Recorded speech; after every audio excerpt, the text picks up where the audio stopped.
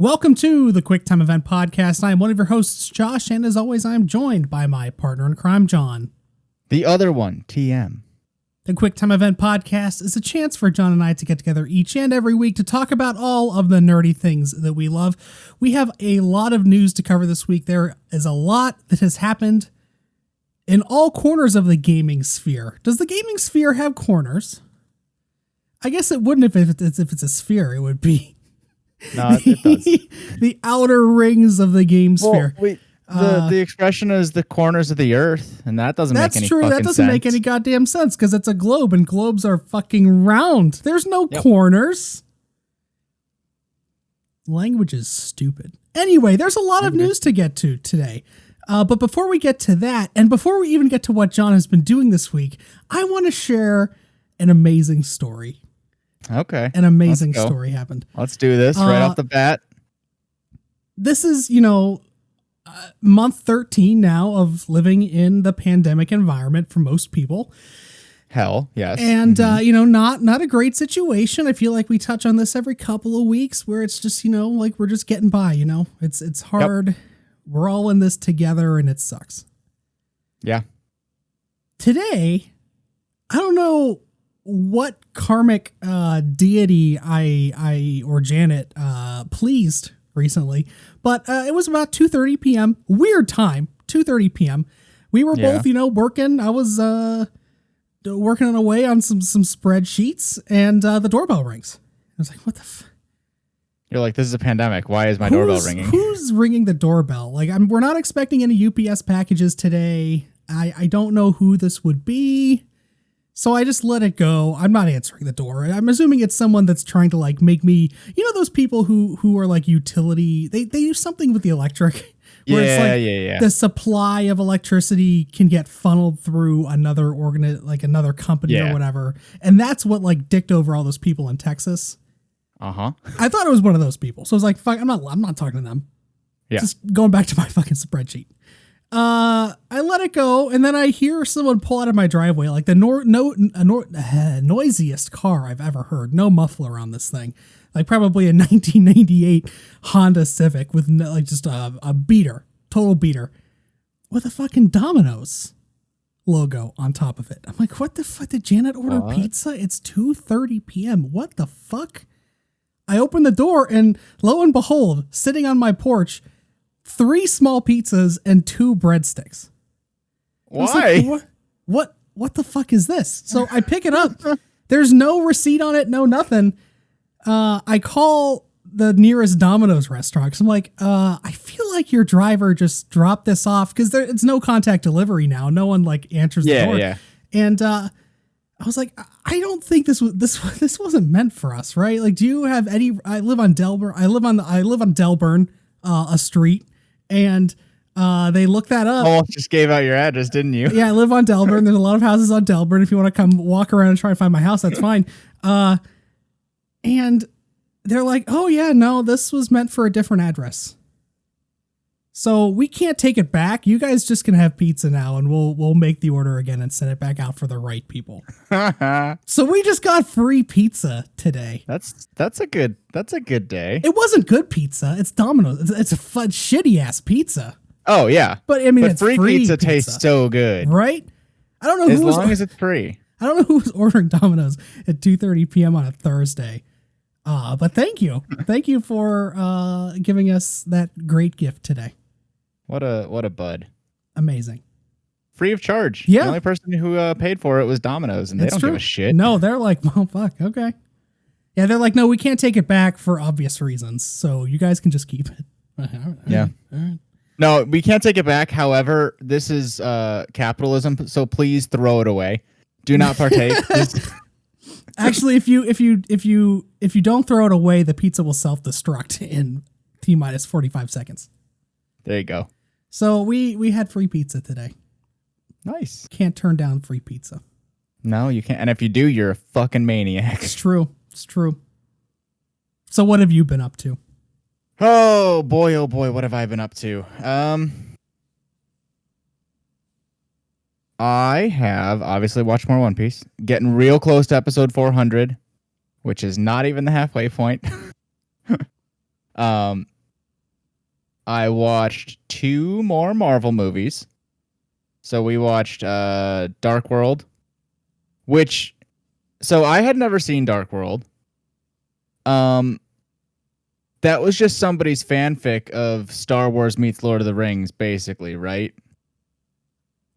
Like starring Norse mythology. Yeah. I mean, I think the first Thor movie was kind of like that too. Well, I guess the first Thor movie.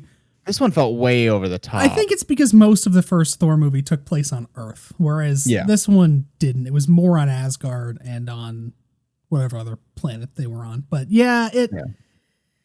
Well, they were just like, here are the Dark Elves. And I was like, okay, Lord of the Rings. And then they were like, here are their spaceships shooting lasers. And I was like, okay, Star Wars. Well, I mean, the Dark Elves are the Dark Elves are a well-estabhed piece of Norse mythology. That's not like something they just made up. All right. I know basically nothing about Norse mythology. Like Loki, I'm spoiling the fact that Loki he's not Asgardian. He's a dark elf that Odin rescued. He's canonically I think he's actually a giant. He's an ice giant. That's right. But the dark elves, I think they live in Niflheim. I think that's the realm of Norse cosmology. If you played God of War, which I think you own, you would know this. But the dark elves do exist in Norse mythology. That's not something that they just made up. No. It just felt very like the premise of having that ether like almost take over people, like some of the facial expressions and like the looks on people's faces when they had the ether or came in contact with it or wanted it was very like the one true ring, Gollum, like that kind of vibe. I don't know. It just felt like a fanfic crossover. Yeah, no, I'm kind of torn because when they established the MCU, they tried to ground everything in some sense of reality. There was no magic. There was no like superpowers that weren't explained away by something. So like Captain America's obviously a super soldier. Tony Stark is just rich. He's Batman. And then like everything that was magical, they just wrote off as aliens. Like Thor's an alien. Thor's an alien. Yeah, basically. Like everything else is just aliens. There's no magic in the MCU until I feel like there was somebody before Doctor Strange, but Doctor Strange is obviously the first. He's a sorcerer. He's just straight up uses magic. And now magic is established in the MCU. It's dealt with in WandaVision a lot too. But like back then, it was they were still trying to cram this space thing in, where it's like, you know, we're talking about dark elves, but they have spaceships because they're a spacefaring civilization, and they are space dark elves. Yeah, and I don't know. There is some like weird flavor things that don't quite add up. It was just a very unique movie. Sure. By far, I don't plan on rewatching it. No. Worst. I would say that's 100% the worst movie in the MCU, without a doubt. There's no if you get past that, there's nowhere you can go but up. Yeah. Anyways, and then watched Captain America: Winter Soldier. How'd you like that one? Because that one's my favorite MCU movie. It was really good. I had quite a few drinks while watching it. So I think I should go and rewatch at least the second half again, because some of the things are maybe a little fuzzy. Like I remember how it all goes, but like I'm sure that there's little things that I missed. Sure.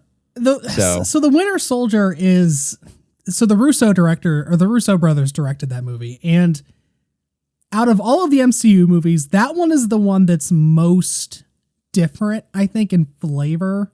It's not a superhero. I mean, there is like superhuman aspects of it, but yeah, it's more than anything like a thriller, like almost like a James Bond movie, or like I don't know, like one of those Harrison Ford movies from the 90s. It's more about like the action sequences and the thriller aspect than it is the superhero part of it. I did notice, and maybe I just was hyper fixated on this for some reason. I don't know.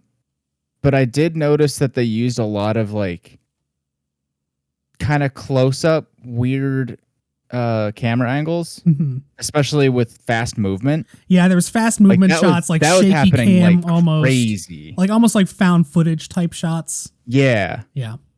Yeah, because sometimes it would happen just like out of nowhere, and I'd be like, oh, "What the hell was that?" Yeah, if you were drinking, I could see how that probably maybe wouldn't be too great, but didn't jive too well. I was like, "Please, no, this I want very nice polished movie. Don't give me shaky cam, please." Sure. No. But no, I enjoyed it. Like I said, I do think I'll go back and maybe not rewatch the whole thing, but at least like the last 30 minutes. Just to make sure I didn't really miss anything. Sure. But I think good movie. I think the other thing about the Winter Soldier that makes it so important in the MCU is that it's sort of the turning point where you realize that these movies have lasting impact. Like at the end of Avengers was obviously the first crossover movie, really. And at the end of it, there's like a little Thanos tease, but it's just like, this might never happen. It's just like it's a one-off kind of thing. Yeah. With the Winter Soldier, and they reveal that Hydra is still around, and like SHIELD is compromised, and it's always been compromised. It's always just been a shell organization, basically. Like that's something that they deal with for the rest of like the time that you watch. Like there'll be an aspect of that in almost every movie you watch from here on out. I kind of figured, that's a big fucking deal.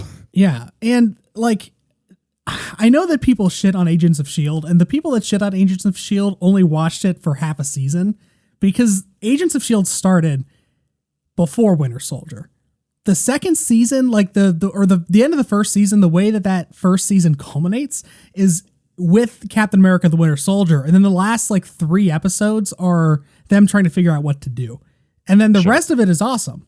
But yeah, the whole S.H.I.E.L.D. reveal is hugely impactful on the universe, and it's the first time where you actually see these like waves going out and impacting other things down the road. Like that's something that is always going to be like important to the lore of the MCU. I was surprised, maybe. I don't know if that's the right word.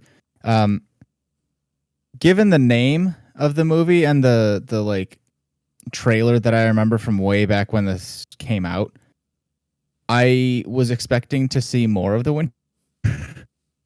Like he showed up like halfway through for a minute and then really didn't show back up again until like the last 20 minutes. Yeah, Bucky's not really in too much, is he? No.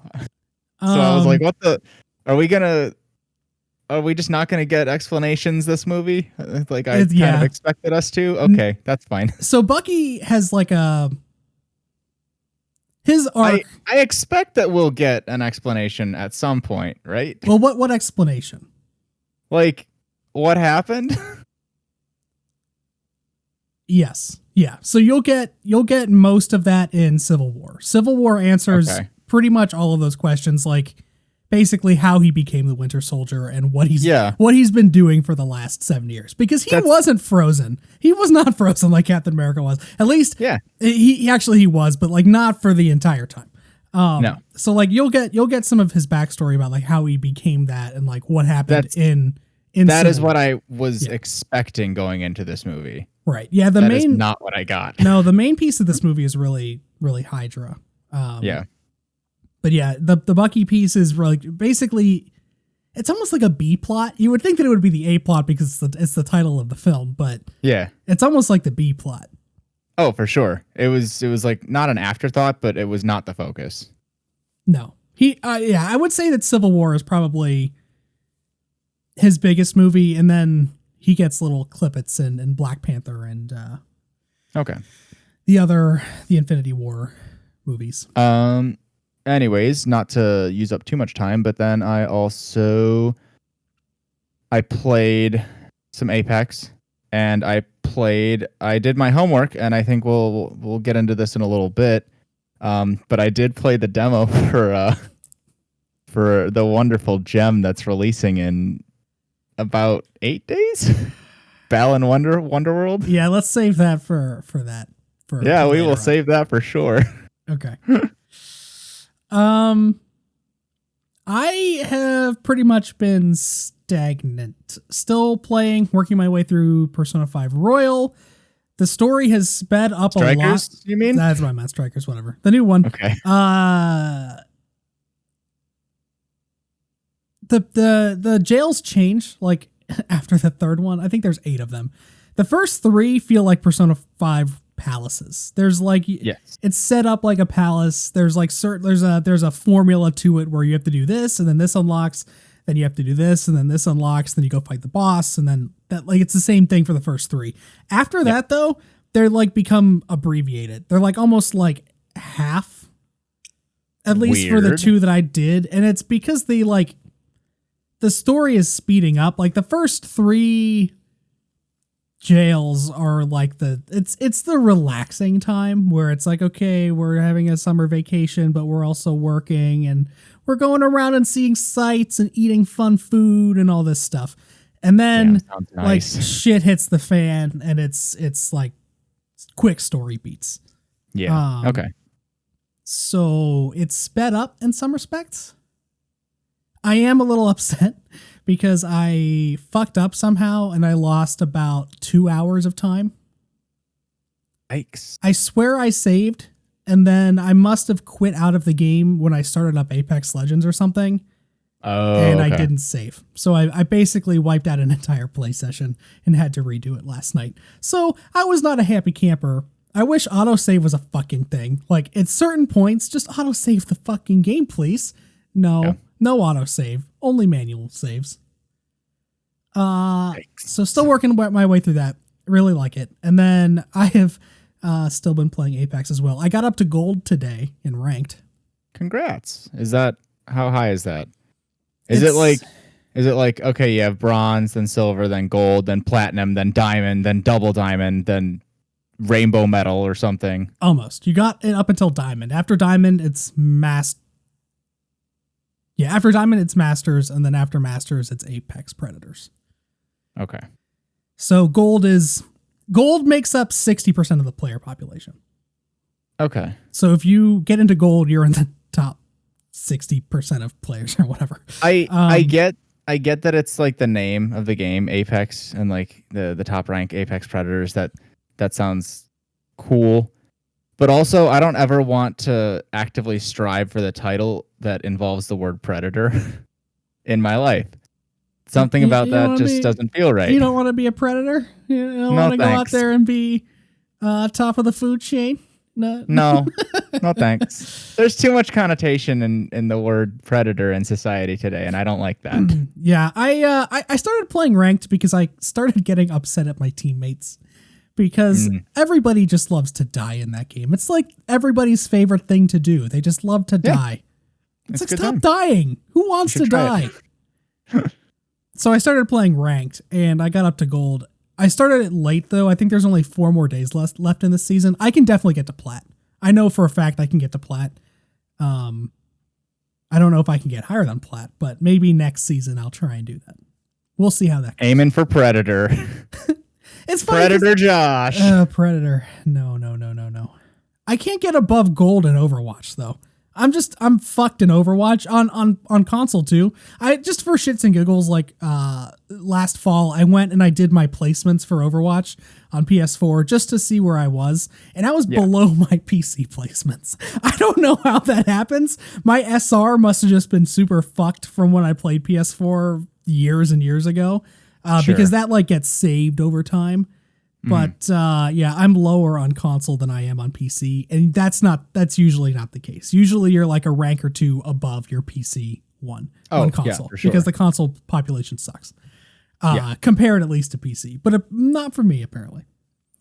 Right. So that's really been it. We finished. I lied. I forgot about one thing. You finish up what you... No. I was just saying we finished the MCU last week. We finished... we still haven't watched Spider-Man. Oh, fuck, I forgot. I thought we did that. No, we still have to watch Far From Home, and then we'll be done. And then we'll probably watch it tomorrow night after Falcon and Winter Soldier debuts. So I'll be finished with the MCU, and then I don't know what we're going to go on to next. There's a couple anime that we've been meaning to watch. Jujutsu Kaisen is getting really good reviews, and so we might try and watch that. It's popped up on my Twitter feed every day. And then there's another one called Wonder Egg Priority, which I have no idea what it's about, but visually it looks very interesting. I've heard good things about that too, again, from Twitter. Yeah. So we might jump into some anime next. I do want to go back. Yeah. I said this earlier a few weeks ago, but I want to watch those DC animated movies. Yeah, you had mentioned. So maybe we'll sparse those out in between some anime. Hell yeah, Batman.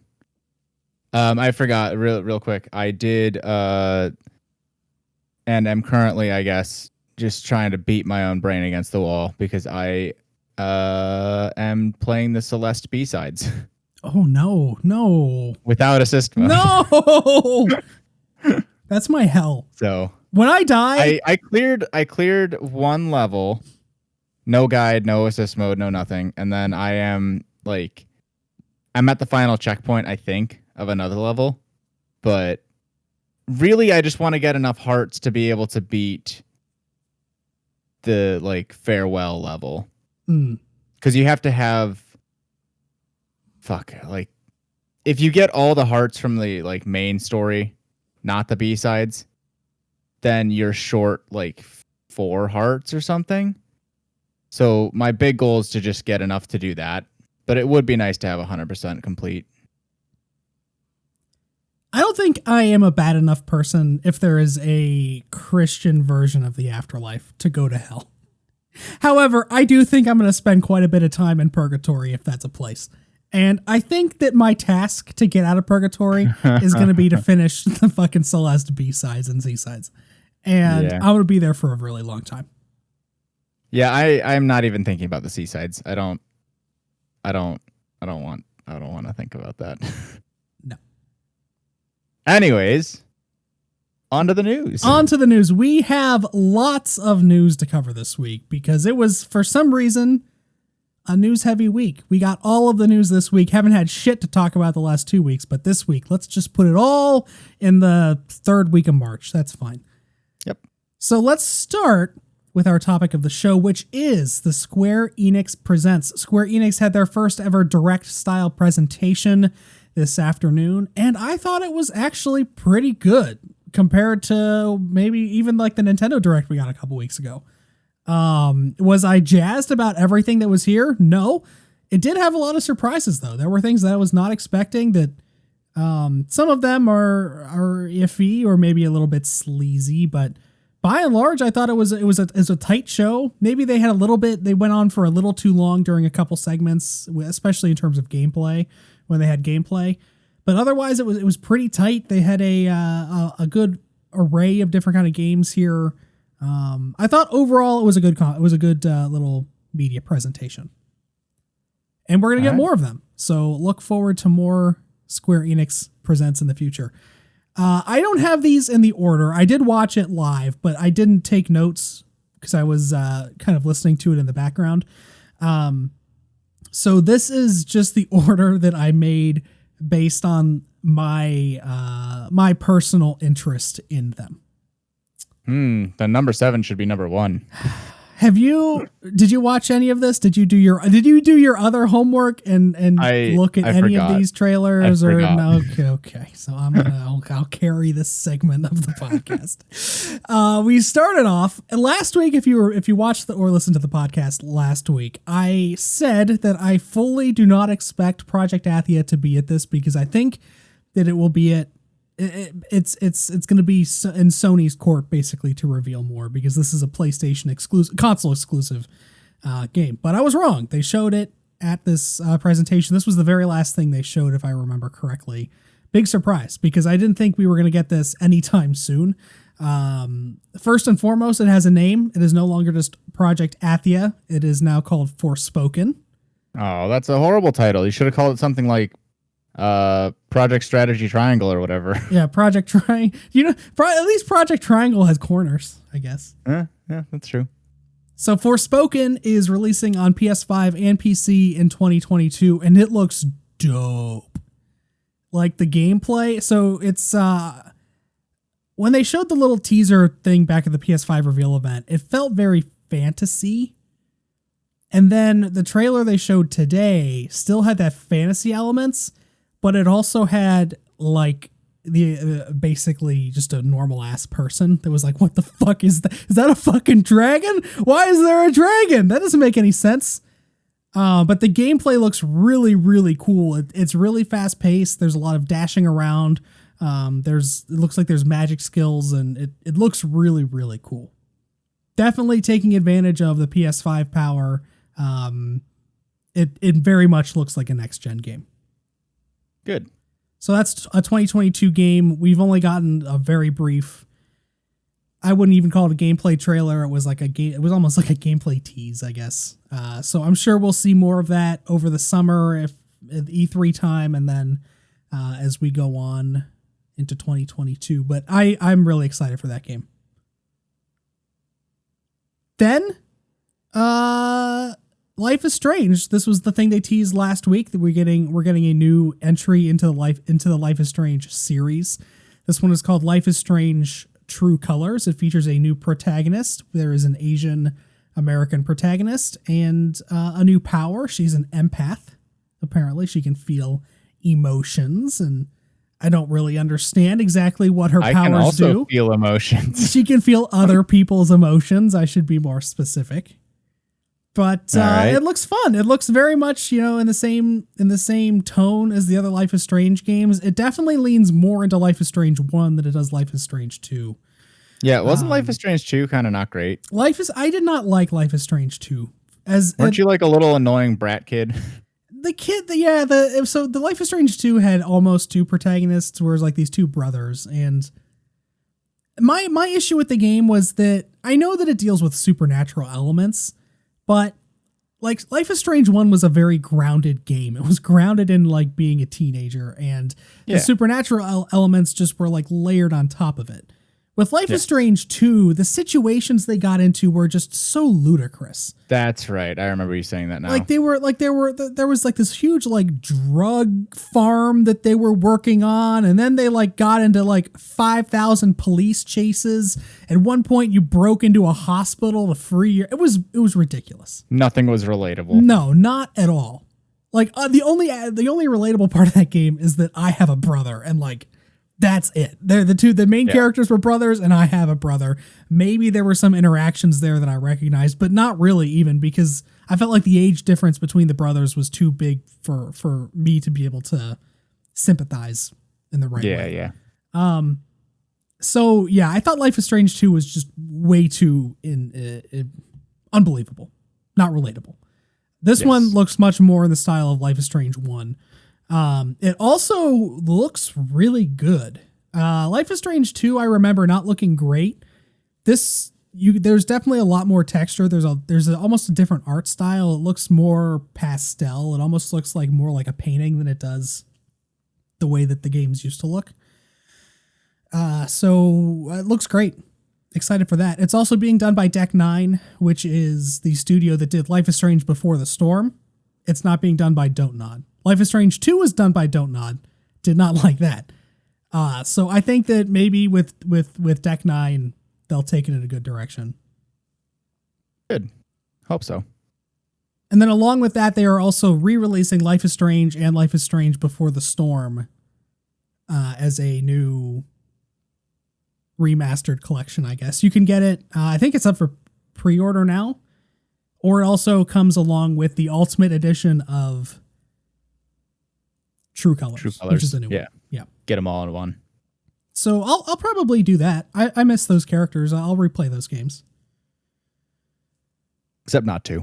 Not 2. No, I'll play 1, and I really liked the characters in 1. Like, I'm glad that they did the prequel. I'm glad they did Before the Storm. I kind of wish they would do a sequel, like a sequel to that story, because they left that one much more up in the open. At the end of Life is Strange 2, they closed that story. Like, there's like 3 different endings, at least 3 different endings you can get, and each one is like a definitive close. Okay. But with Life is Strange 1, there's 2 endings, and they never address it again.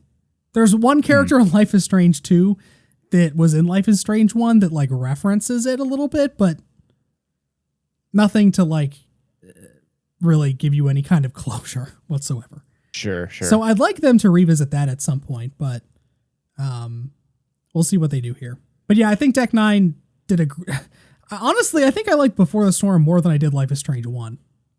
So I'm going to trust Deck 9 with this one. I streamed one of them. Was it Before the Storm?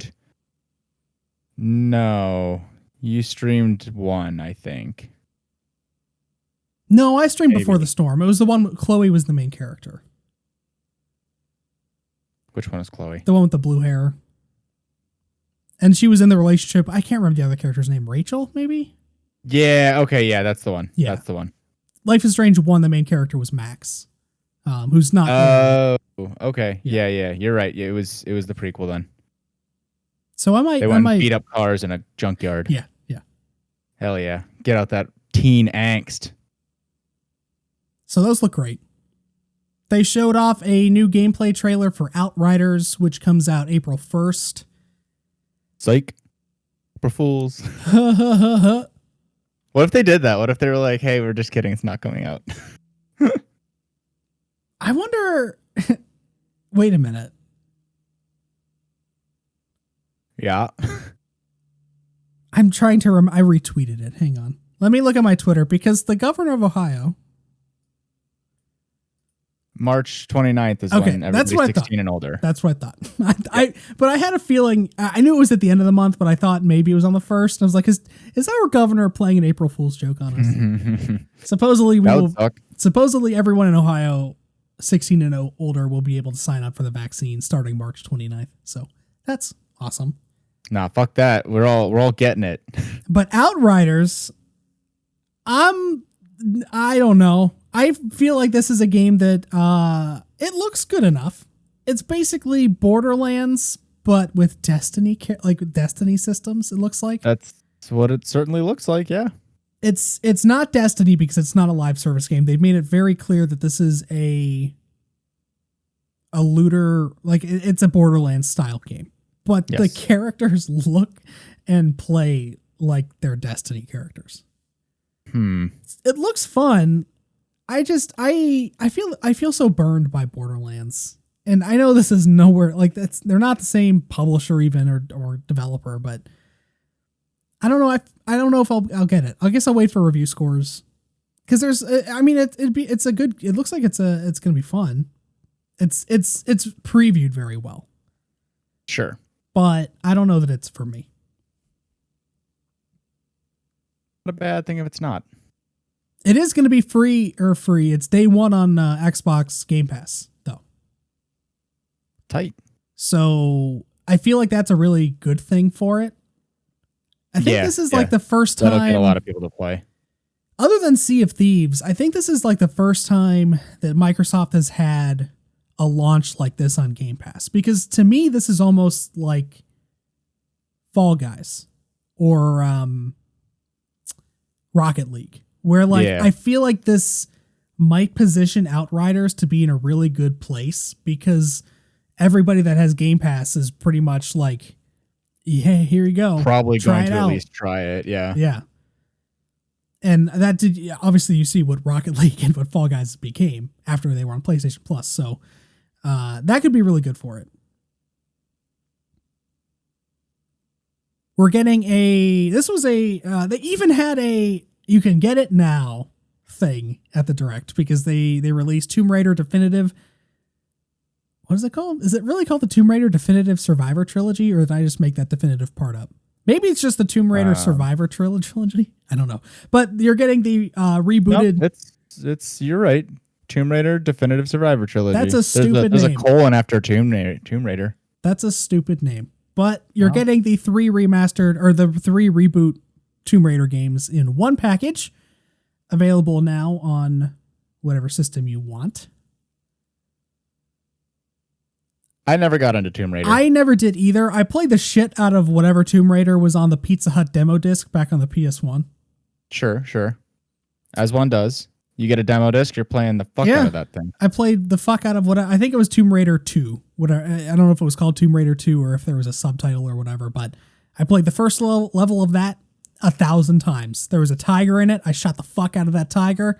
I finished the level. I rebooted it. I shot the fuck out of that tiger again. That tiger, he was dead meat. He had it coming. How do you feel about tigers in your adult life? They're fine.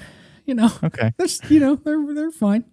There's nothing buried deep within you where you see a tiger and you're just like, I'm filled with rage. No. Okay. Good. That'd be bad. I don't know. With those games, I know that the first one and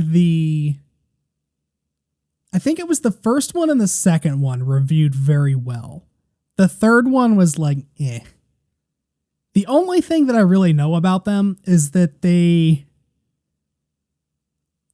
I'm going to hesitate saying this, but like it felt very much like Uncharted. And I know that Uncharted is just Tomb Raider. I get that. Yeah. But it's like, so it felt like Uncharted iterated on Tomb Raider and then Tomb Raider iterated on Uncharted. That's what it felt like. Yeah. No, I get what you're saying. And so, yeah, I don't think I don't know. The other thing is I watched the Tomb Raider movie on the plane and I didn't feel anything for it. And I know people said that was a pretty good video game movie and I couldn't get into it. So that whole franchise to me is like a sour taste. But That's people fair. really like those games. So maybe if it's on sale one time. My only experience with any Tomb Raider games is that one of them was on Games with Gold once. Downloaded it, tried to play it, and some other system was like, "Hey, you need to log into your whatever account, like Uplay or whatever bullshit thing." And I was like, "No, I'm not doing that." And then they were like, "Okay, you're not playing this game." And I was like, "Okay, fuck you." You know this why? is dead to me. You know why I never played these games? Why? Trophies. There was a multiplayer trophy that was like ludicrous. It was one of those ones that's like kill 50,000 enemies over. No. Yeah. No way am I playing this game that's supposed to be a single player game forever to get this stupid multiplayer trophy. I realized at the time I could have just been like, I could just not care about the trophy. But at the time, that was not an option. So. No. I doubt that the remaster, maybe there will be multiplayer, but I doubt it. Maybe this will be the time for me to get in because there's no trophies. Yeah. After, I guess not after Tomb Raider, but they also showed off a lot of Avengers stuff. I feel like it was too much Avengers stuff that we already knew. Without getting too deep into it, I know because nobody cares about this game. They showed off the Hawkeye stuff. That comes out tomorrow, I believe. They gave a brief look at a roadmap. I feel like they should have talked about the roadmap a lot more, but they barely touched on it for what's coming up. And then they showed off what is actually a pretty cool trailer for Black Panther. And basically Black Panther is going to bring in a big DLC push when that character comes in. Nice. With new areas, new enemies, a new like social hub and a bunch of other stuff. So it looks like there is finally content coming to the Avengers. I still get the feeling that it's too late. It's too little too late. There's no date on the Black Panther stuff. I don't know. Like I feel like they'll have to do like a really, really big marketing campaign when that's ready to come out to get people back on board. And if Black Panther is not big enough to get people back on board, the game's dead. Yeah. Oh, well. I've been talking for a long time, but I feel like I can finally take a little breather and let John talk for a minute because the next game is a little gem called Balan Wonderworld. It comes out on March 26th. That is next Friday, ladies and gentlemen. They showed, I feel like the same trailer they've showed for months now, with this weird maestro, like Wonder Man character. And this one, though, I saw additional men at work. I feel like there's like, I don't know if they're bosses or if they're like, there's these NPCs that are in the game that there's like a farmer, there's like a fucking firefighter, there's a miner or something. It's like, why are these fucking like blue collar workers in this game? But I'm going to shut up now. John, tell me about Balan Wonderworld. Oh my God. So like I downloaded the demo and I load it up and it starts off with this like actually pretty well done, like aesthetically pleasing little intro cutscene where there's this kid and he's fucking moody and really good at dancing, but doesn't want to talk to anybody, and it's really unclear why. Was that addressed in the trailer at all? No. Okay, good. So like right off the bat, I don't know what the point of this game is, like what the story is. And so you go and follow this weird little creature, which also isn't explained, and you find this madman who's like a circus man. And he's alone, and you're like, oh, this is a good idea, I should talk to him. And yeah, he fucking just warps you to wherever this place is, and it's horrifying. And also there's like I guess it's because at the start you can choose to play as either I forget the names, but you can choose to play as the boy or the girl. Sure. And whenever like the first cutscene is happening, there's like, whenever you're in his weird little before warp world, like his place in the real world, like you see the other person on the other side of a mirror, kind of. Mm-hmm. So I don't know what's going to happen with that, if anything, because they could just say, nah, we just did that to put something there. Man, this game sucks. Okay, I want go ahead and finish. Okay. It went from really nice animation, very clean, pretty detailed, a very specific style, to all of a sudden I was playing like a launch GameCube game. Like, I don't know what happened, but all of a sudden just I went back in time by 20 years in terms of graphical capabilities, and I was just like, what? Why? What happened? Did they blow the budget on that first 5-minute cutscene? Because like it felt like I was playing an old 3D Sonic game. It just it was not pleasing. Also, the game would randomly just freeze. Oh. And like, I get it. I'm playing on the original Xbox One, which is older now, but it's still an Xbox One. Like, this game shouldn't be.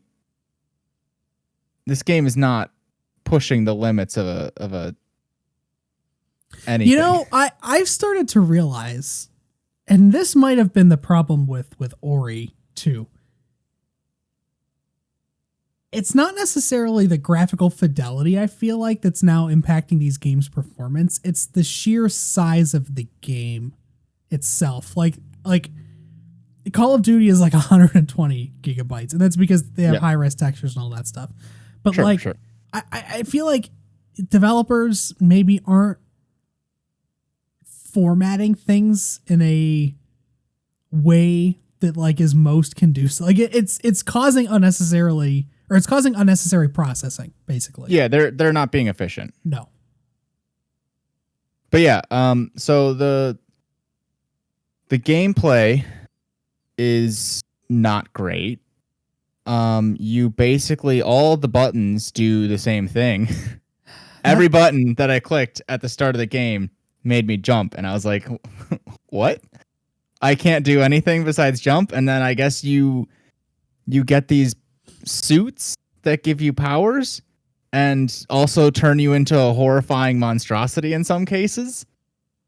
And then you can just swap between the suits, and they fucking make you like do this. It's a really short animation, but like a 2 to 3 second animation each time you change your powers. And it gets so old. I don't know why it can't just be an instant change. Like, you can't move or do anything while it's happening. Right. It's fucking annoying. The levels did not seem very inspired.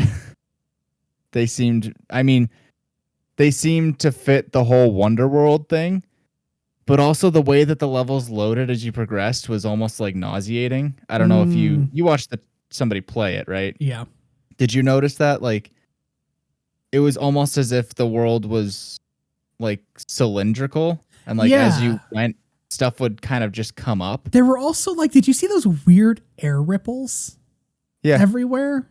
Like it felt like it was supposed to be in time with the music or something, but it wasn't. It wasn't. Like, it was just sort of random and weird. Yeah. And like, you find the guy who sends you here, and he's like, "Oh, I'll lend you my power," and you just do this weird little QuickTime event, and then you get a trophy. Oh, cool. You literally click A 4 times. Well, one time when you click A, you have to mash A. But like, you're literally just lining up like a mirror image of him with himself. It's really fucking weird. I don't understand what the point of this game is. I don't understand why it's awful. I understand why it's awful. I don't understand why they made it like this. Like, it feels like it should be this magical thing. This really fun escape. But it's largely uninspired. It's so fucking weird. I really feel like Square Enix just... So the game director and the lead art designer were the people that created Sonic the Hedgehog. Like, they have a pedigree here. Whether that pedigree means shit, I don't know, because this game is very uninspired. I don't know if Square Enix was just like, these two people know what they're doing. We're just writing a blank check. And at this point, like, it's so bad that they're just like, we're putting this out and we're never going to talk about it ever again. Yeah. I just, like... Did you encounter, like, all of the weird things that look like enemies until you figure out they're not enemies? Yeah, and then you run towards them and then they, like, disappear. Yeah. It's like, why are these even here? Everything disappears when you go in, like, all the living things, they aren't there. They just disappear. It's like, I think I read this on Reddit. Someone said it's like a reverse draw distance. It's like instead of things popping in the horizon, it's things popping out as you get close to them. It's so fucking weird. So strange. And then like the difficulty piece where it's every single button does the exact same thing. Yeah, I hate that. It doesn't make any sense. This is supposed to be, I guess, maybe almost like a mascot 3D platformer. Yeah, I mean, it's done by the people that made Sonic the Hedgehog. Like, why don't I have moves? Like, I get having the costumes, that's fine. Not only do you not have moves, but the animation itself looks so terrible. Just like the character, or the motion of the character walking forward is horrible. Everything about it is bad, yeah. And I think that there's like, so I beat the first level and rescued the farmer from his depression. Is that what it was? Because he was fighting a storm. Is that what it was? He was depressed. He was a depressed farmer, and then he got to do a little dance. Is that what it was? So you get into the cutscene, and like the farmer, he has this all this corn. He's just got so much corn, and this weird like bad guy version of the main guy, of the guy who chucked you into this world. He was like, "Hey, I hate this farmer. I'm gonna make it storm and destroy all his corn." So he does that, and the farmer gets really upset. Oh no! And then whenever he's at his weakest, this devil man just like pokes him and turns him into a giant wolf, which you then have to beat. The farmer turns into the wolf? Yeah. Oh no! A wolf who controls like tornadoes, just like the one that destroyed all his corn. So yeah, you beat him, spoiler alert, and he becomes a farmer again, and he's happy, and you like reach out to him, and then you do a dance together. And then he goes back to his own world, which is who knows where, and he sees one survivor, corn, and he's inspired to restart.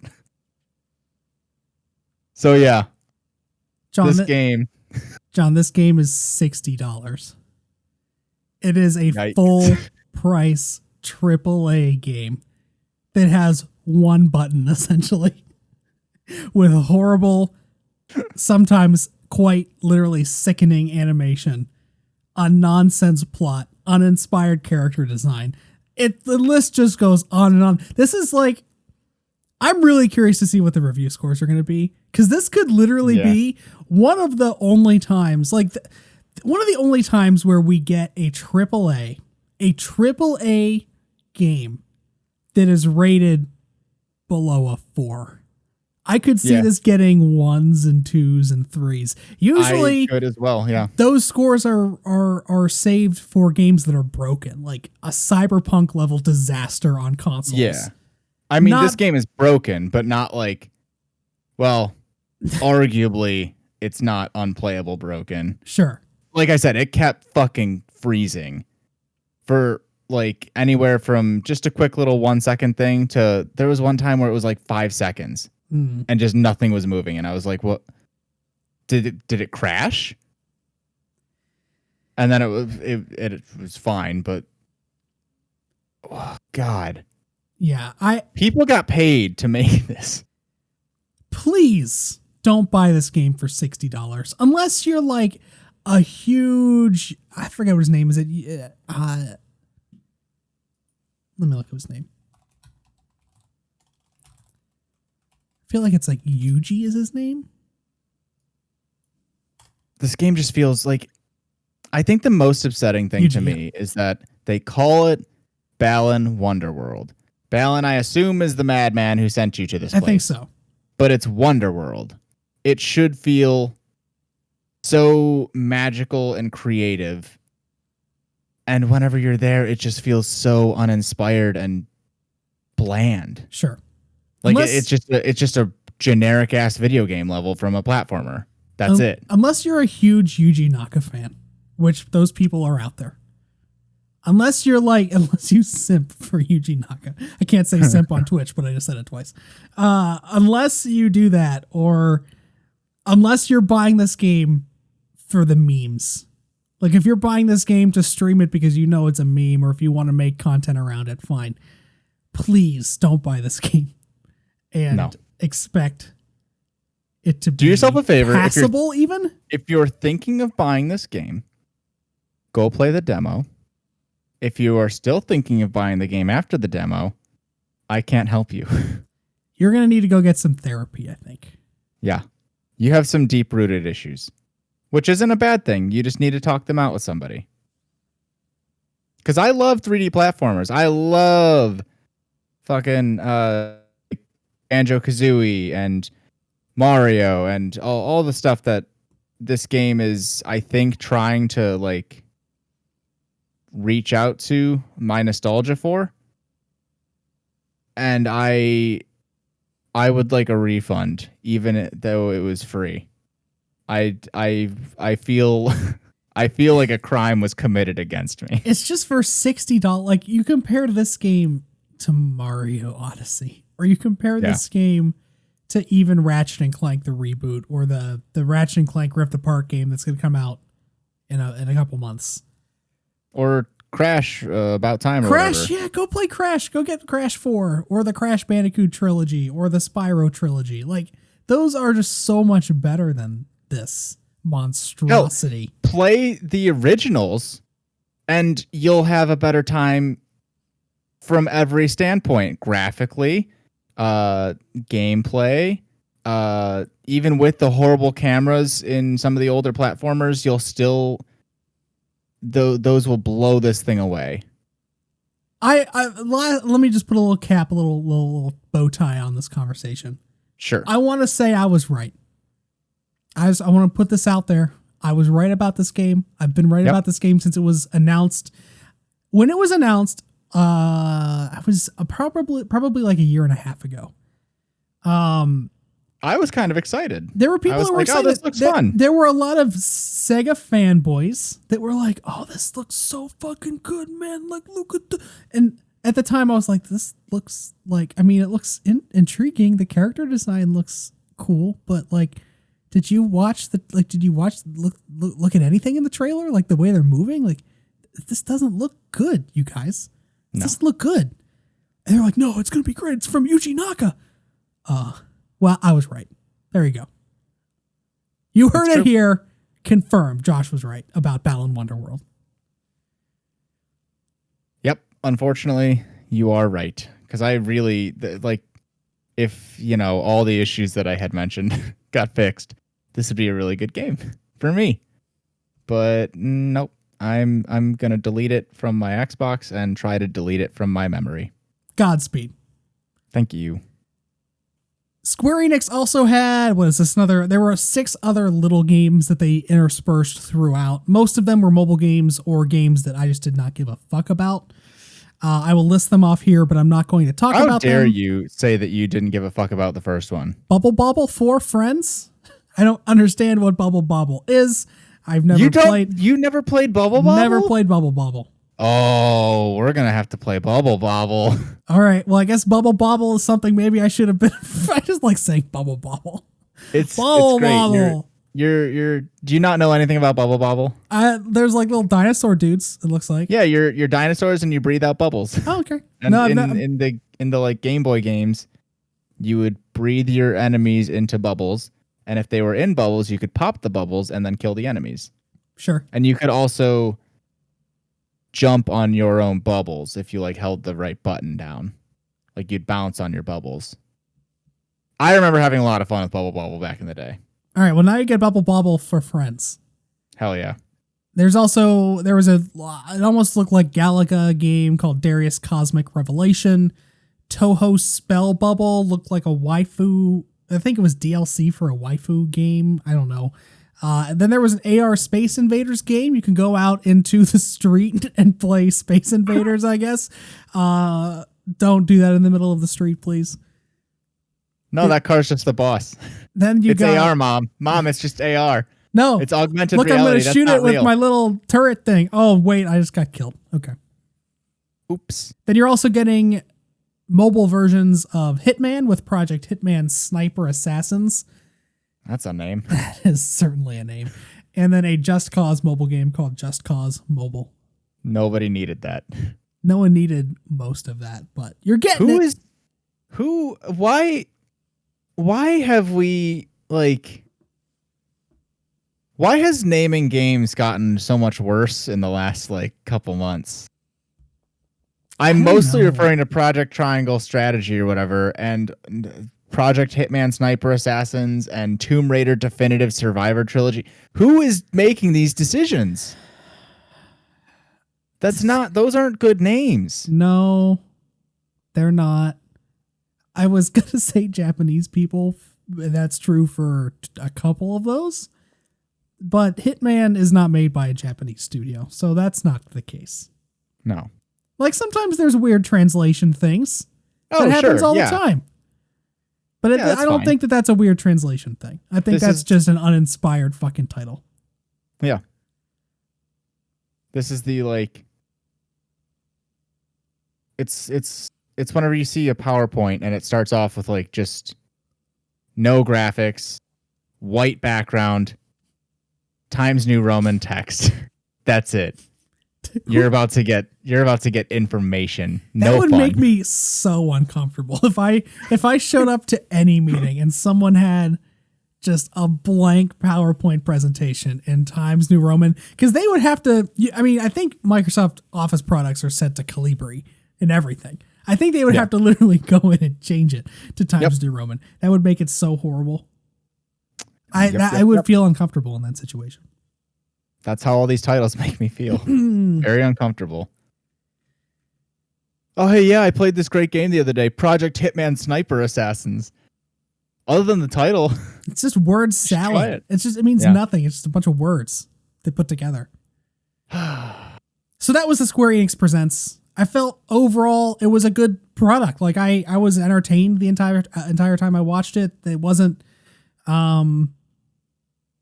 like I said, there were very few parts that drug on. Like the gameplay parts of Outriders, the Outriders demo was a little too long, but I feel like it was pretty good. What did they show for Balan Wonderworld? It was just like a story trailer. It wasn't a story trailer. No, it was just a montage of clips from the game with a. I guess it was a soundtrack. Yeah, the music was not memorable. No. I just played it like 2 hours ago, and I don't remember a single thing about how the songs went. Also, they speak in like Banjo-Kazooie language. Yeah. They were like, it's like, that doesn't mean anything. Either just don't make them talk or just have them be voiced. I don't need a halfway made up elf language in my ears. It was fun in the 90s. We are 30 years away from that. Scary.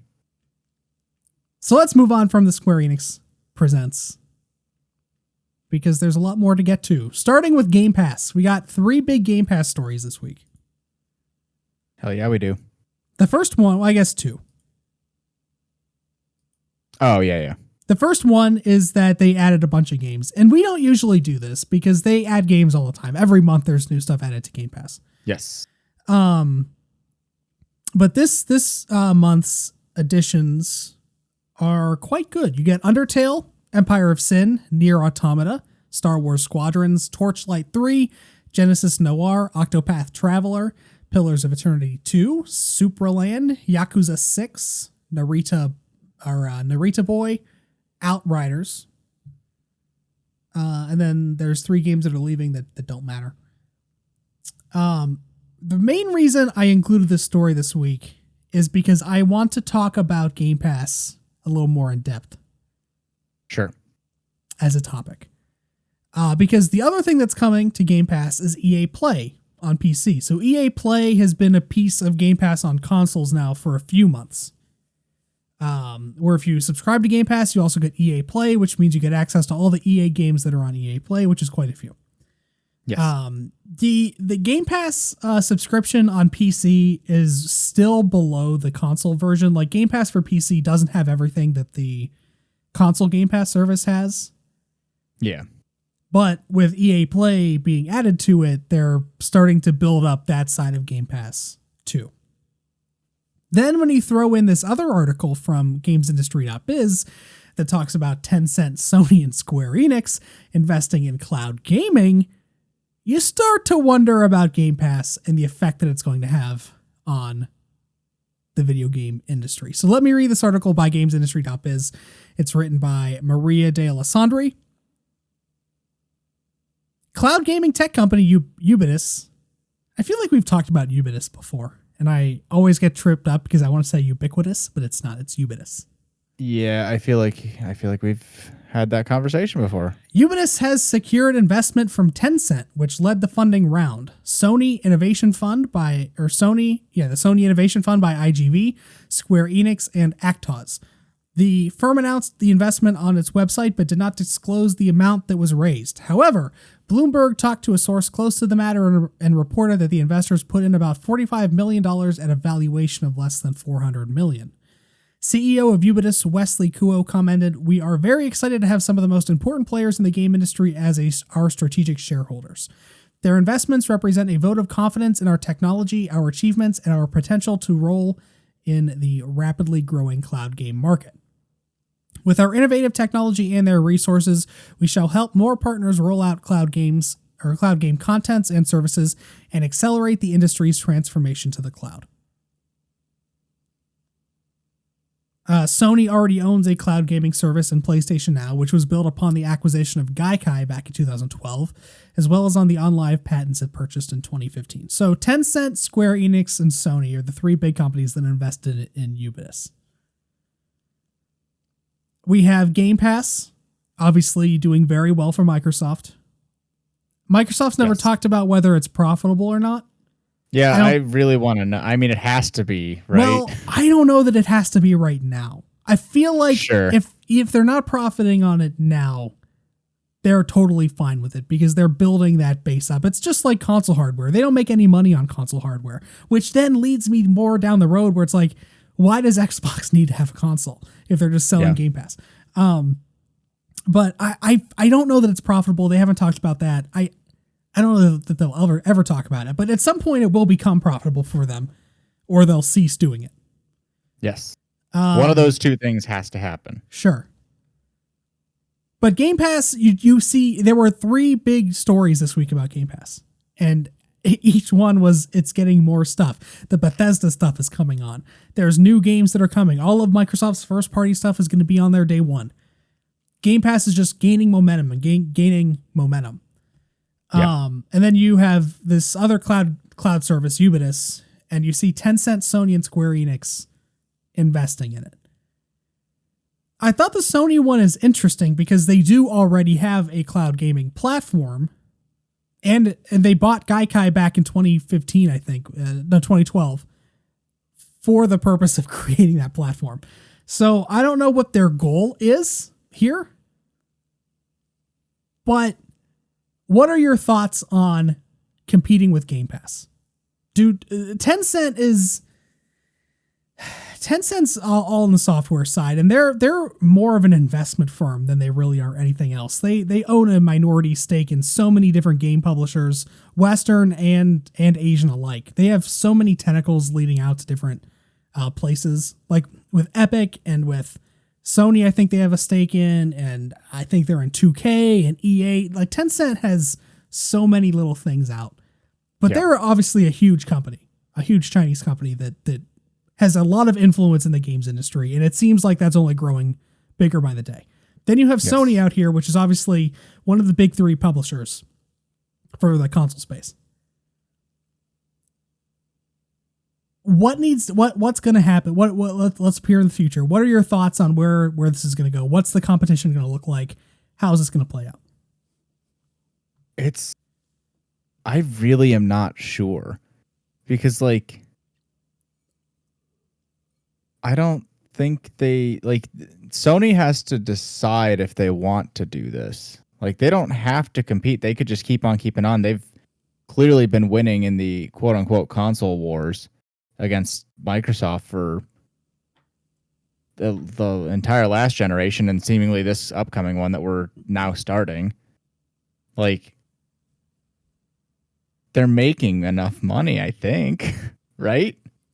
Yeah, they won last decade. They won the last decade. They At the beginning of last decade, the PlayStation 3 surpassed the Xbox 360 in sales. So at the end of last generation, they finally beat Microsoft. It took them an entire generation because they really shot themselves in the foot at the beginning of it. But by the end of the generation, the PS3 outsold the Xbox 360. Yes. Then all of last generation, they outsold Microsoft at least 2-1. Probably more than that. This generation now, it's way too early to tell, but at least for the first few months, the PS5 has most likely outsold the Xbox Series X and S. Yes. I just don't see the need. I mean, they're companies and they're rivals, so like they're always going to compete, but it does feel like Xbox is kind of branching out and doing a new path, and I don't think PlayStation needs to directly compete, at least not yet. Maybe this is them setting up some groundwork in case they realize they need to down the road. But like, I mean, again, we don't know, and I don't think Sony knows, or anybody except for Microsoft knows how the profit margins work on this kind of Game Pass service. Sure. So like, why get into this and get caught up if maybe in 2 years Microsoft's like, okay, this is a bad idea. We're gonna cut the cord. Yeah, I think you're right. I think that it's almost them hedging their bets a little bit by investing in technology so they can start building that relationship so that 5 years down the road, if they need to go out into the space, they'll be able to do it. Because I think they realize at this point that PlayStation Plus is not the platform to do it with. Like PlayStation Now is not. That can't compete with Game Pass. If they're going to do something like that, it's going to have to be on a bigger scale. It's going to have to be something new and different. I almost see this as sort of the opposite of what Microsoft is doing, because for the last several months, and really since the Xbox Series X reveal, we've talked about Microsoft trying to like dip their foot into a bunch of different pools. Yeah. And like I fully believe that Game Pass is their future and that is what they want to do long term. However, they go out and they buy Bethesda, so they make sure that they have that catalog of exclusive games so that if they need to sell Xbox consoles, they can fall back on it if they need to. So just publish everything on the Xbox, and this makes people buy an Xbox, basically. They're also hedging their bets, just in a very different way. Basically, they're trying to hedge their bets in what they were doing in the past. Yeah. And they're trying to make sure that they'll stay relevant if their current path crashes and burns. But PlayStation has always been very, we know who we are. We know who we've always been. We still want to be, like, we believe in console generations. We're putting out the PS5 as a console. There's going to be future consoles. We believe in our first party, all of that stuff. But by making strategic investments in things like Ubisoft, they also start to lay the groundwork for places they could possibly go in the future if they need to. Yeah, definitely. So their foot's in the door. Yeah, I agree with that for sure. Now, if Game Pass does, if Game Pass, in the next 5 years, if Game Pass doubles its membership, I think at that point, they're going to have to look at this and say, what do we do? Yeah. Because I don't think that they can. I think that console gaming will always be around. I don't think console gaming is going anywhere, at least anytime soon in the next couple of decades. No. But to stay relevant, especially when their competitor is offering essentially free games, a huge catalog of free games just by opting into a service, that's something they're going to have to analyze. But in the short term, at least, they're fully going forward with their vision for PlayStation 5. They're not changing that at all.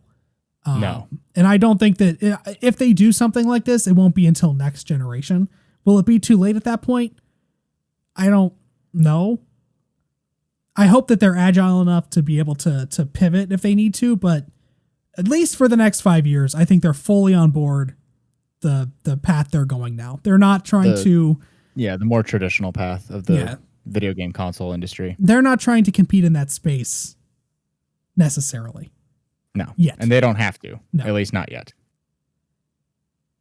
This leads into the next little segment that I want to talk about pretty nicely, because Xbox just went out and bought ZeniMax Media, which is Bethesda and all of its subsidiaries, for a lot of money. Whole bunch of money. I will take 1% of 1% of that money. And this week, the Embracer Group is raising over $890 million from more acquisitions. We talked about the Embracer Group about a month ago when they essentially acquired Gearbox. Yes. Now they're going out and buying more stuff. Embracer, this article comes from GamesIndustry.biz. James Batchelor over there wrote, Embracer Group is gearing up for yet more acquisitions as it stands to raise more than $890 million. The parent of THQ Nordic and Koch Media has issued 36 million new Class B shares at SEK 210, which is $24.71 per share. The process is expected to raise SEK 7.6 billion or $893.9 million, which will be used to further strengthen the company's financial position and, of course, continue its ongoing acquisition strategy. That's really the extent of that article that I need to read. They go into more about the stocks and the actual acquisition stuff, the financial stuff. If you're a finance geek, go read that. But what I want to talk about here is sort of the parallel piece to Game Pass being this culture now of acquisitions. We see the Embracer Group going out and acquiring a ton of people. We see Microsoft buying Bethesda for the biggest acquisition, the biggest sum of money anyone's ever paid in the games industry for something. And Microsoft, Satya Nadella has said that Xbox probably isn't done acquiring new studios. Consolidation is the thing that's happening right now, and it doesn't seem to be slowing down. No. If Xbox, I can't say the letter X, I kept saying F. If Xbox goes out and buys more stuff. I don't know what their next acquisition would be. But let's say it's a little bit smaller than Bethesda. Let's say it's a couple more studios, like they acquired Double Fine or Playground Games, like that level. Yeah. Is that dangerous? Maybe. Is this a good thing or a bad thing? I really don't know. Because I think that the Bethesda acquisition is fine. I think that's fine. If that is where they stop, I think that's fine. But if they go out and they start to like be Disney and try to monopolize, just buy everything, IP, and at that point I'm concerned, and I think that's what everybody's starting to prepare for. Yeah, it's not just Xbox. It's these other companies like the Embracer Group, like Tencent, and I don't see like EA's not doing this. Ubisoft isn't doing this. PlayStation right now is not doing this. Maybe. We don't see the other publishers really mobilizing like this, but I think it's because they don't have the resources necessarily. Can't just pull out $18 billion out of thin air.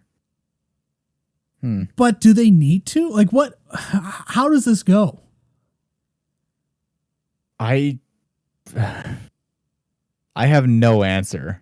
Like, it is scary because competition is what got us all these really great, diverse studios making all these great, diverse products. That's basically how that happened. So if they're all going to be bought by and like under the umbrella of one of two companies, if they retain their what makes those studios great and like their creative freedom, then I guess it's not a problem because they'll just keep on keeping on. But I mean, if you have all of a sudden Microsoft is dictating what everybody has to do, that's not going to be good. No. That's going to be very bad. Right. And I don't even look at it from the creative aspect. I mean, I think that at least under the Phil Spencer administration, Xbox is being laissez-faire with their studios. They're letting them do whatever they want. I think that in this day and age, you kind of have to. Like, you look at what EA just did after Star Wars Jedi Fallen Order sold well. They told BioWare, you know what? Anthem's done. You guys don't have to make a games as a service Dragon Age. Just go make a single player Dragon Age like you wanted to. Do what you're good at. Do what you enjoy. Yeah. If even EA is being laissez-faire now, I feel like just if you're a major publisher, if you don't want your developers to quit, because at this point it's really easy. I say easy, it's a feat to do this, but like anybody can go start an indie developer. Like if a studio just wants to quit, studios that are literally just one person. Concerned Ape made Stardew Valley alone. We'll get to this article later, but Google fired all of their game developers, and then the person that led that whole initiative just went and started a new studio within 2 weeks. Like this is, it's not hard to go and make a new studio necessarily. I mean, I'm saying that flippantly. I understand it's very difficult to do those things, and securing investor funding and all that stuff is hard. Yeah. I get that. But there's nothing stopping you and I from being like, okay, we're JJ Games now. This is a JJ Games production. We are going to make a really shitty indie game and put it out to the world. Sure. We're going to make the next Little Adventure on the Prairie. Oh, no. Oh, no. No. But like, if we had the basic technical coding skills and like knew the basics of everything that goes into game developing, there's nothing indie studios are basically just passion projects. Sure. So where I was going with that is that I don't think that creatively consolidation is going to hurt the industry.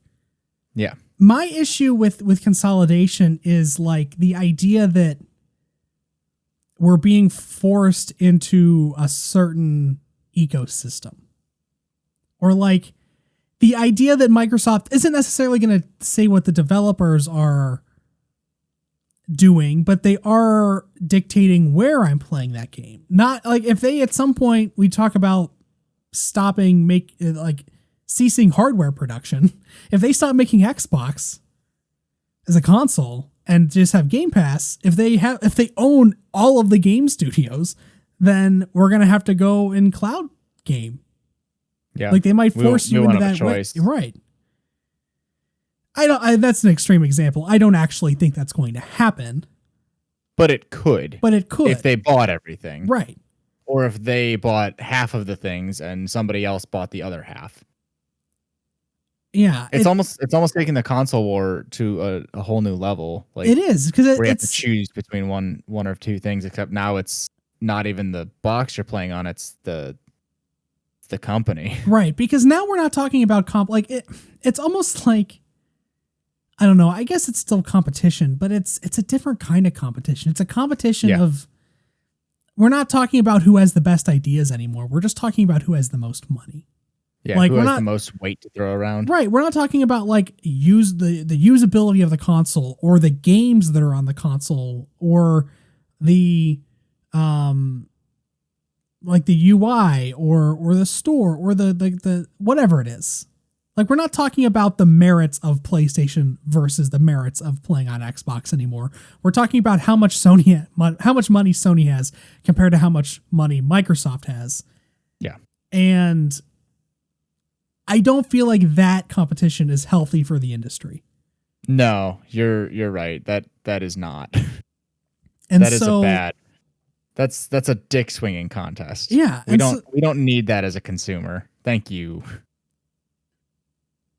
So I don't know what Microsoft's next move is. If they're really going to go out and acquire more developers to have on Game Pass, again, I think that's fine. But if they go out and they acquire Ubisoft, or if they go out and they acquire Square Enix, or if maybe even the Embracer Group, like I at this point, can you imagine they acquire the studio that the Embracer Group, who has been acquiring other people? It's the shark game, right? They're the big shark. They're eating everybody else. It's that song where the frog on the log got eaten by the cat that got up by the dog by the I don't know. Yeah. I never understood how the goat ate the dog, but the goat ate the dog in some way. And then I forget what ate the goat. You don't want to know. It got real graphic. But yeah, I don't want to see that happen. And I feel like this is that is gluttonous, and that is not healthy. No. In any way, shape, or form. I mean, just look at the word. Do you think so? One of my predictions for this year was I think that Sony is going to acquire somebody else. I think that there's going to be some studio acquisition. It's not going to be a Bethesda level. But what do you think? Does Sony need to react to Bethesda's acquisition? Right now, I'm going, well, before I would have said no because Xbox was playing nice. That said, with the news last week where Phil was like, "Hey, yeah, we're gonna start using the word exclusive a little more around here." Now, like shots are being fired basically. Passively, right? But like warning shots are being fired into the air. I'm of the same mind that, like, but when they first announced the ZeniMax acquisition, I didn't think that Sony needed to react. No, but after Microsoft was being like, "Oh yeah, we want our games everywhere. We don't like the word exclusive. We're going to honor the contracts that are already in place that gave PlayStation exclusive access to certain games, but going forward, everything's going to be, we want it as many places as you can get it."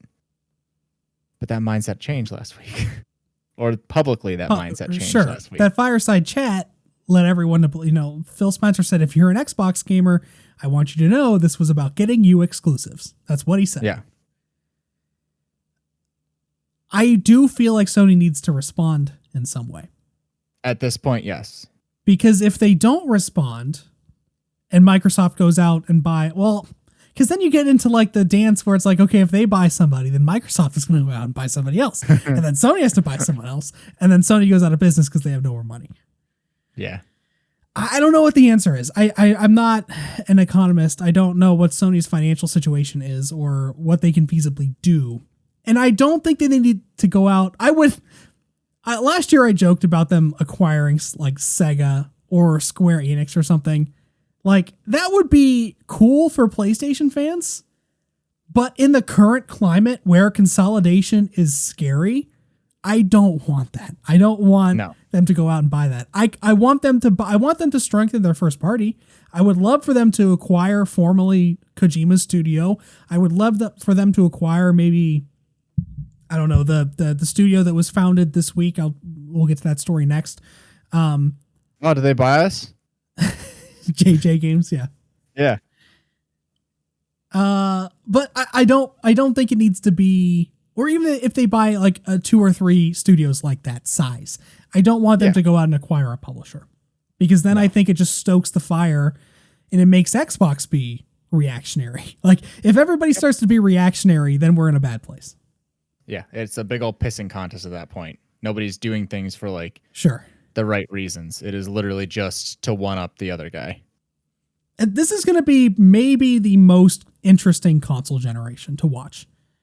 Yeah. Because I think that this is legitimately, the gaming landscape 10 years from now could look very different depending on how competition goes this generation.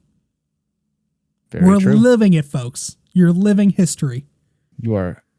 You are going to be in a textbook someday. I was there, son.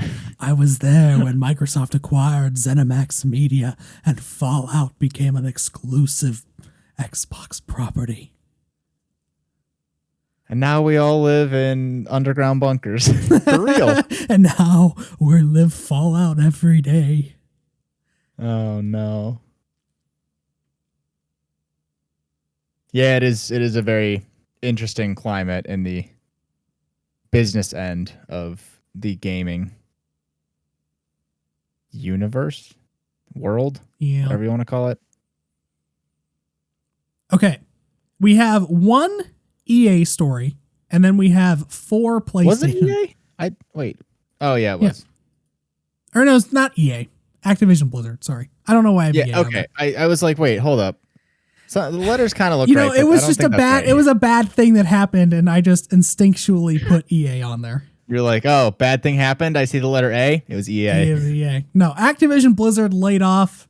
They said 50 employees, but it's actually more like 200 employees. Yeah. This week. There's really not much to discuss here. Bloomberg broke the story. Well, I guess Activision-Blizzard announced that they cut 50 positions. They said in their esport division. But then Bloomberg went out and verified, and it actually dismissed about 2% of their total workforce, which is like 190 people. So like 4 times as many people as they publicly said they got rid of. And this comes almost a year to the day. Yes. Didn't they do this like a year ago? Yeah. It was like, I feel like it was it was January 2020, or maybe it was in the fall of 2019, but it was almost a year ago. It was when we were running the podcast. So like within the last 3 years. Well, it was definitely within the last, I feel like 18 months. It was definitely recently. They cut again, like I feel like at that point maybe it was like 250 or maybe even 500 employees. 500 is ringing a bell. Most of them I think worked in like their marketing and PR and stuff. Yes. But like they just had a high profile. It feels like they just had a high profile layoff, and they just laid off again almost 200 employees. Meanwhile, their CEO Bobby Kotick is fucking rolling in his Scrooge McDuck vault with all of the bonus money he's making because Call of Duty sold stupid bazoo, like fucking mind-blowing amount of sales last year.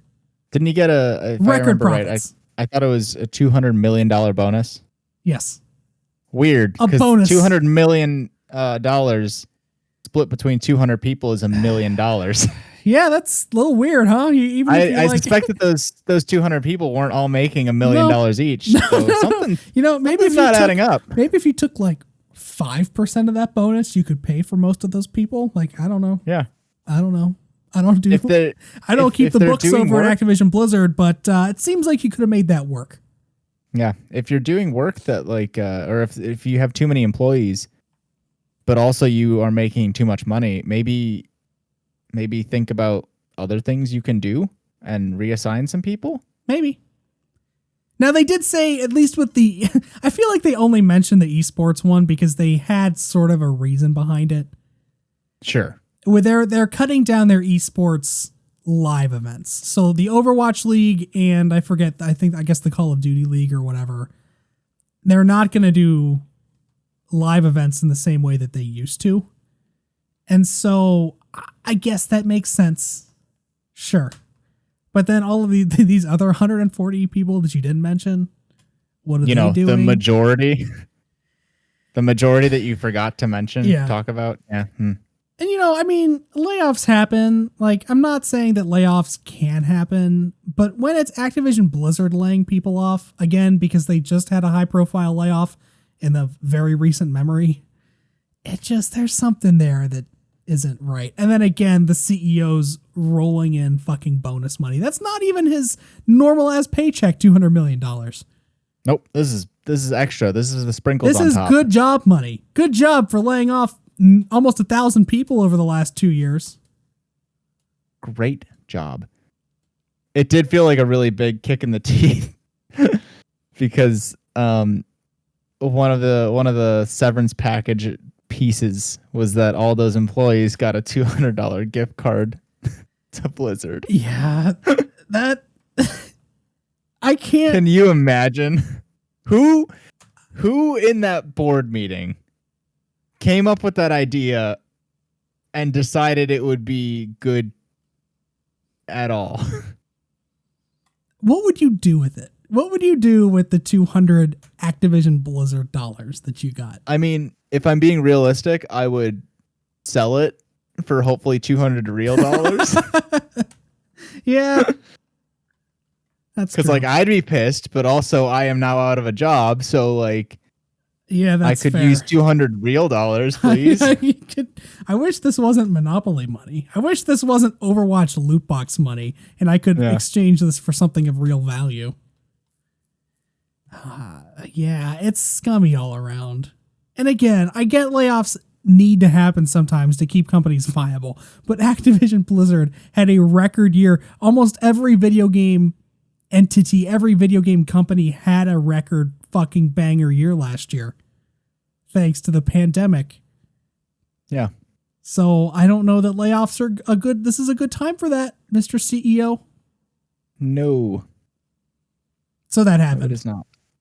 And then we'll wrap up this last this last piece of the podcast with 4 short PlayStation stories. All right. The first of which is that Sony and one other company, who was it? RTS, which is a new esports venture, just acquired the more fucking acquisitions. More Activision. This is everybody's fucking buying weird stuff. One. I know So Sony Interactive Entertainment. This article comes from Business Wire. Who broke the story? It's the only reason why I'm on Business Wire. Sony Interactive Entertainment and new esports venture RTS jointly acquire the Evolution Championship Series. I don't need to read the article. I just need to read the headline, because that's essentially it. Sony just went out and bought the biggest fighting game esports event in the world. Why?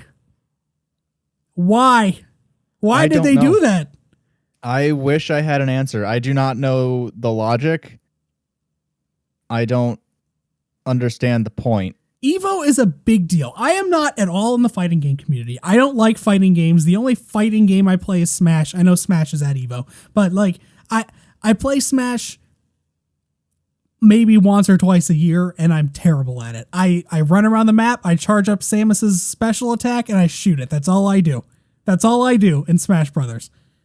I'm terrible at fighting games. I don't like playing them, and they make me very angry. I rage when I play fighting games. Sure. So I've learned just to not play them. Yeah.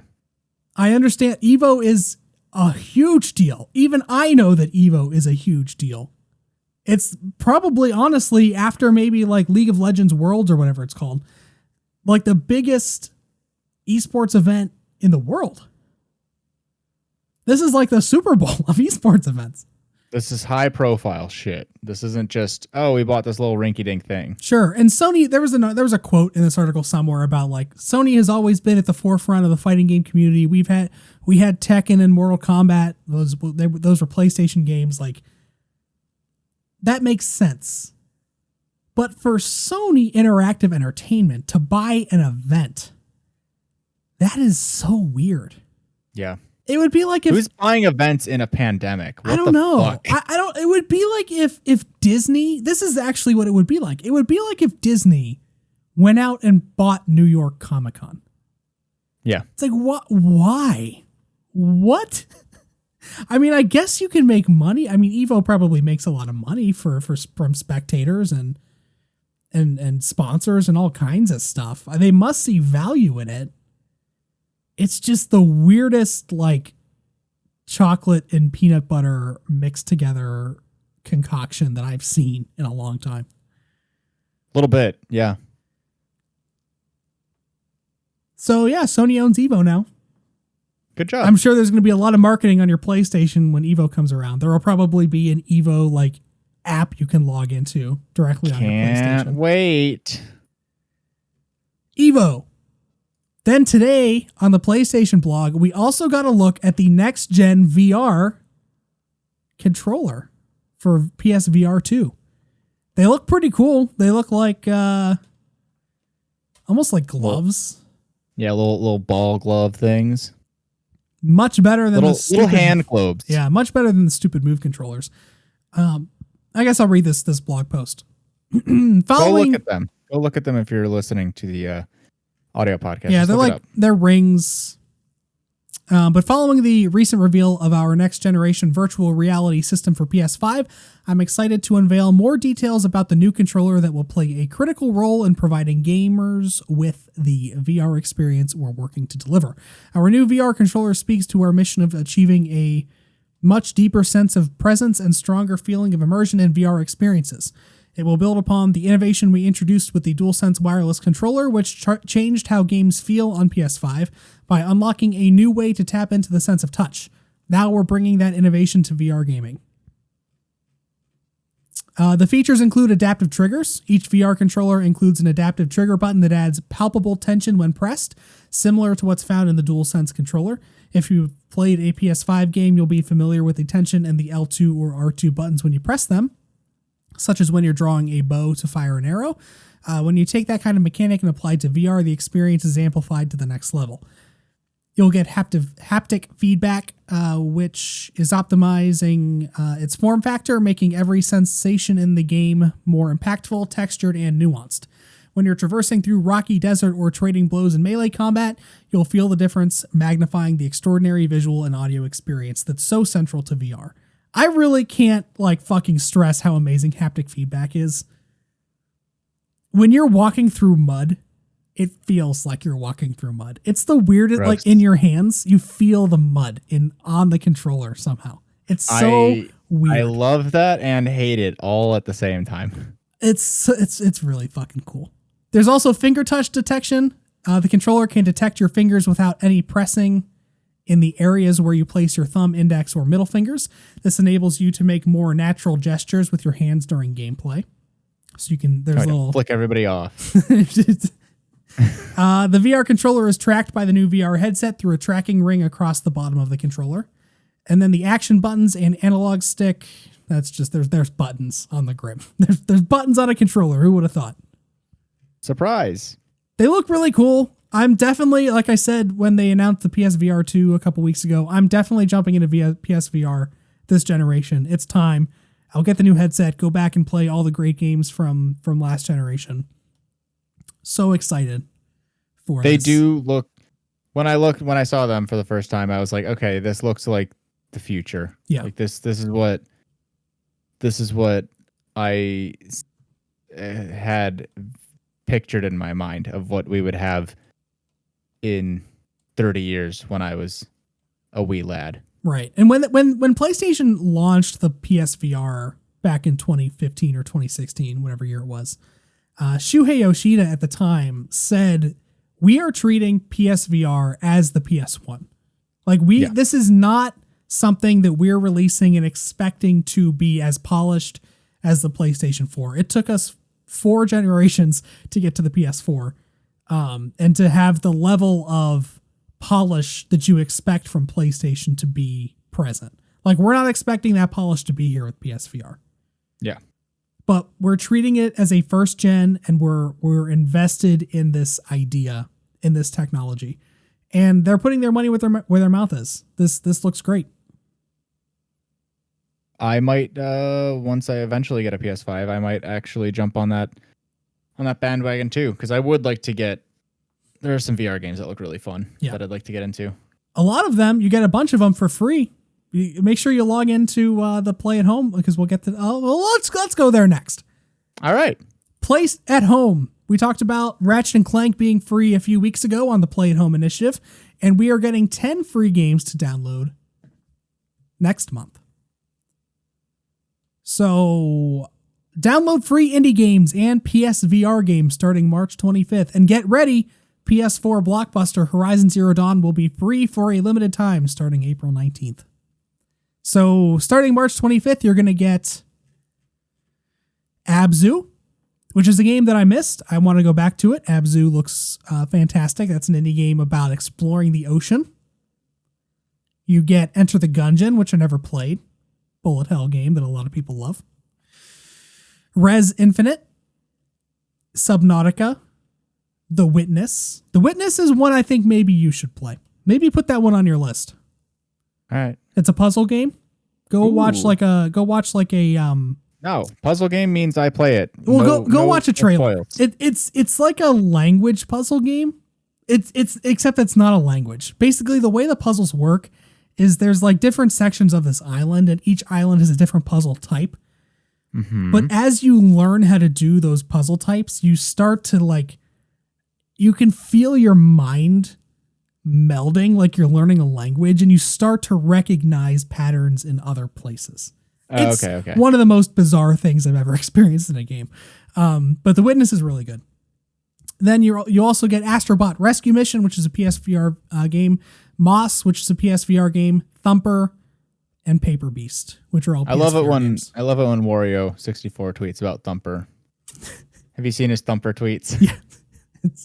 I love the little meta jokes that he has, because there's a lot of them. For sure. But Moss and Astrobot Rescue Mission are two of the best VR games that are out there. Like, on the level of Half-Life Alyx, they are on that pedestal with them, Moss and Astrobot. So those are the two games. Those were honestly two of the games I was looking forward to playing the most on the next gen PSVR. So now I get them for free. Plus Horizon Zero Dawn. If you have not played Horizon Zero Dawn, you get it for free. So go get that as well. Get yourself all prepared for Horizon Forbidden West, which I do think is coming out at some point this year. We will see. Look at that. You get Ratchet and Clank in time for Ratchet and Clank Rift Apart, and then you're getting Horizon Zero Dawn, hopefully in time for Horizon Forbidden West. Look at PlayStation giving you things in preparation for other things, so you spend money on their other things. They're whetting your appetite. They know what they're doing. They 100% know what they're doing.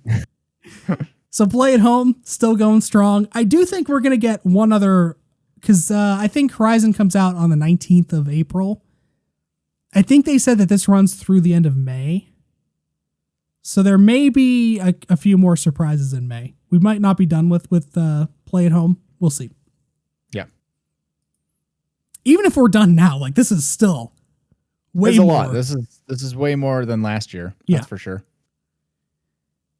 Then the last article here I teased earlier, but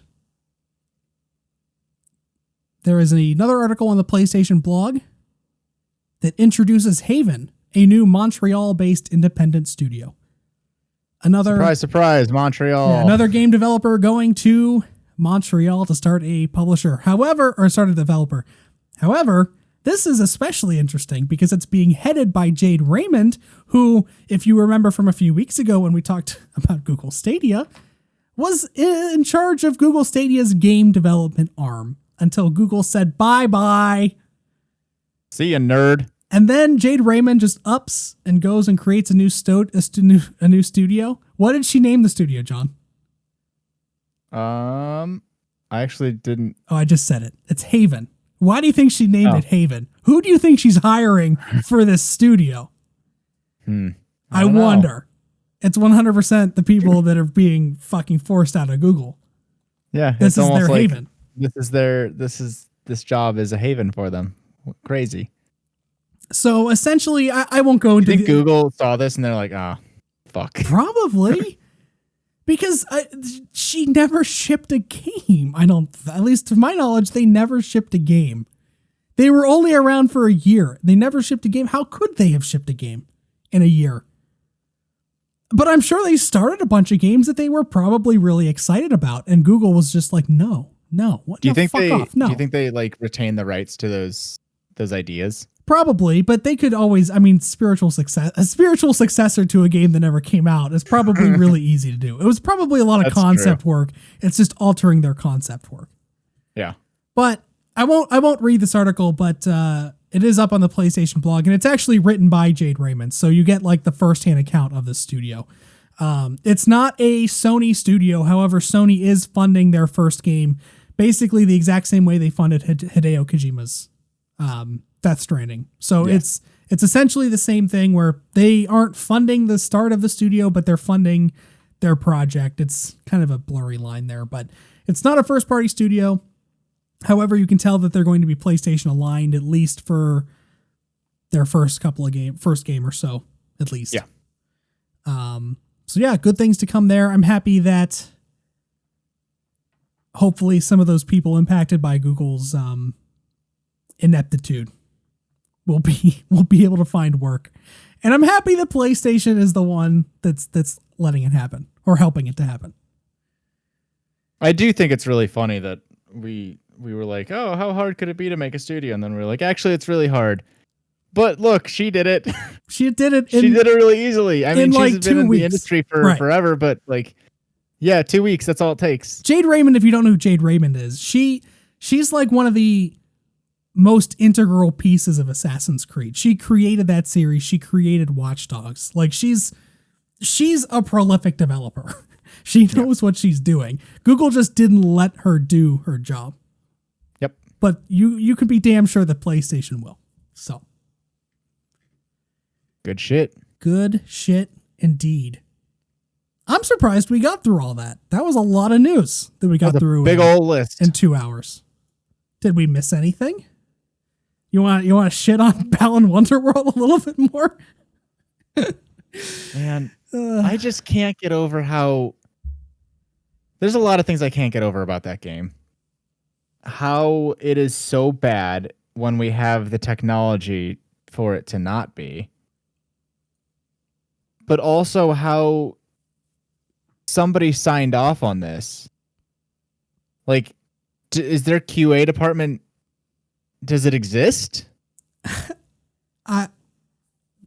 Like somebody has fallen asleep at the wheel in that company. I really do feel like Square Enix wrote Yuji Naka a blank check and was just like, here, creator of Sonic the Hedgehog, make this game. You're a savant. We won't tell you what to do. We won't be like peering over your shoulder. We're not going to be the overbearing publisher here. Just make this game for us and it'll be great. I'm sure because you're Yuji Naka. But what was the last thing he did? I don't fucking know. And more importantly, when was the last thing he did? Because Nights into Dreams? Is he developing this game on the technology that he developed his last game on? Oh, why would they give this person money? This is horrible. I'm sorry. If you're listening to this, Naka-san, please ignore me, but your track record over the last 20 years has not been great. Like the last real game he made. The last game that I recognize. Yes. Sonic Riders 2006, which I think was a game that was critically panned. Do people like Sonic Riders or do people hate Sonic Riders? Man, I don't know. The Sonic fucking fandom is so like hostile to itself. Yeah. Like you really pick a side when you join that fandom. You can't enjoy everything because fuck you, apparently. Let me see what their reviews. Okay, so Sonic Riders scored 5 out of 10 from Eurogamer, 6.2 out of 10 from IGN. So not great. 2006. It looks 15 years since he published visually, something that he made that I recognized. It looks, based on some screenshots that I see, it looks to be on par graphically with Balan Wonderworld. Okay, well maybe he was just maybe Square Enix just did he just not realize, like, does he know that technology is advanced? Is he doing what Nintendo did and like doing a check for what system was it? Vista? No, Windows 97, Windows 98. It was Windows 98. Like, is he the one who's running Windows 98 on his machine still?